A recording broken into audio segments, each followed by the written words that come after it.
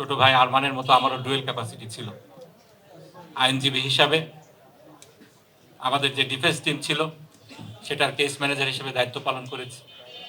একই সাথে ভুক্তভোগী পরিবারের সদস্য হিসাবে আমাদের যে ফার্স্ট হ্যান্ড এক্সপিরিয়েন্স হয়েছিল, অবিচারের যে এক্সপিরিয়েন্সটা হয়েছিল, সেটা যে প্রপার ডকুমেন্টেশনটা দরকার ছিল সেটা আসলে এতদিনও হয়নি।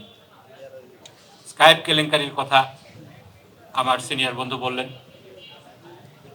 এর আগে যে ঘটনাটা আরেকটি কেলেঙ্কারি হয়েছিল, সেফ হাউসে নিয়ে এই সাক্ষীদেরকে টিউটরিং করা হতো, যা আইনে রীতিমতো নিষিদ্ধ। এটার বিষয়ে যখন আমার দেশে রিপোর্ট আসলো, এটাকে আউটরাইট অস্বীকার করা হলো। পরে স্কাইপ কেলেঙ্কারির যে বিষয়টা আমরা দেখলাম, 2012 সালের ডিসেম্বর মাস, নিজামুল হক নাসিম, তার উপরে নির্দেশ তড়িঘড়ি করে একটা রায় দিতে হবে। শিরোনাম হয়েছিল গভর্নমেন্ট গেছে পাগল হইয়া, তারা একটি রায় চায়। এটাই ছিল স্কাইপের কথাবার্তা সেই জিয়াউদ্দিনের সাথে নিজামুদ্দিন নাসিমের। সেই সময় আমরা দেখলাম আদালত প্রাঙ্গণ থেকে সেই সাক্ষীকে কিভাবে তুলে নিয়ে যাওয়া হলো এবং তাকে পাওয়া গেল পরবর্তীতে ইন্ডিয়াতে। সবচেয়ে অবাক করা বিষয় ছিল দেশি বিদেশি মিডিয়া যে নীরব ভূমিকা পালন করেছে, ক্ষেত্র বিশেষে ফ্যাসিবাদের দোসর হিসাবে কাজ করেছে, গোটা বিষয়টাকে যেভাবে ইগনোর করে গিয়েছে, উপেক্ষা করে গিয়েছে, সেটাই ছিল সবচেয়ে অবাক করা বিষয়।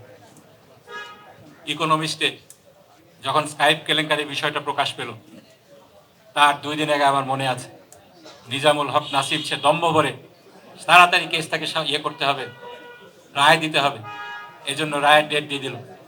কিন্তু পরবর্তীতে ইকোনমিক্সে যখন এই স্কাইপ কেলেঙ্কারির ঘটনা আসলো, সে 11 তারিখে তাকে রিজাইন করতে বাধ্য হলো। সে পরবর্তীতে ফজলে কবিরকে সেই ট্রাইব্যুনাল 1-এর চেয়ারম্যান হিসেবে নিয়োগ দেওয়া হলো এবং আমরা দেখলাম ফেব্রুয়ারিতে সেই রায়টি দেওয়া হলো। আমার সিনিয়র বন্ধু ব্যারিস্টার ইমরান সিদ্দিকী যথার্থই বলেছেন, এই মামলায় যত অসঙ্গতি ছিল, অন্য কোনো মামলায় এরকম অসঙ্গতি আমরা দেখিনি।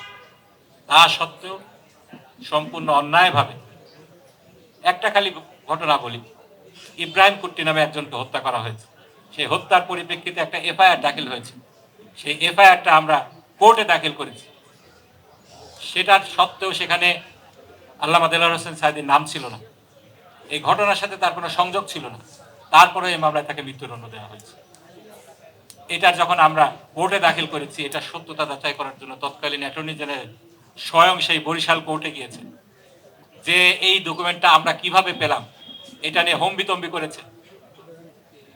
তারা চুরি করবে, চুরি ধরায় দিতে গেলেও তখন এটা ছিল আমাদের অপরাধ।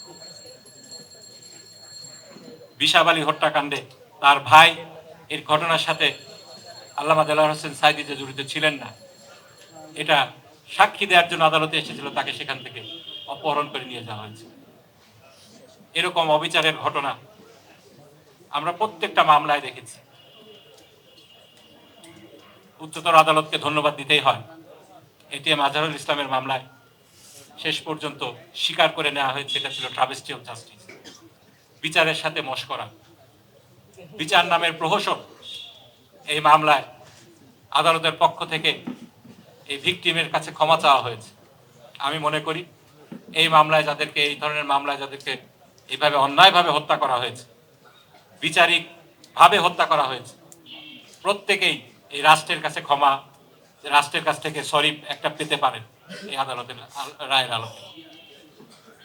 এবং আল্লামা দেলোয়ার হোসেন সাঈদীর রায়ের পরিপ্রেক্ষিতে প্রতিবাদ জানাতে গিয়ে গণহত্যার শিকার, সেদিন ম্যাডাম খালেদা জিয়া দেশের বাইরে চিকিৎসার জন্য ছিলেন, তিনি তড়িঘড়ি করে দেশে ফিরে এসেছিলেন এবং এই ঘটনার প্রতিবাদ জানিয়েছিলেন। আমাদেরকে আজকে এই ঘটনার পূর্ণ তদন্ত সাপেক্ষে যারা দোষী ছিল তাদেরকে বিচারের মুখোমুখি করতে হবে। যে সমস্ত ভুক্তভোগী পরিবার, শহীদ পরিবার, এদেরকে পুনর্বাসন করতে হবে এবং এদেরকে কম্পেনসেশন দিতে হবে। এই দাবি জানিয়ে আমার বক্তব্য এখানেই শেষ করছি। আলহামদুলিল্লাহ রাব্বিল আলামিন।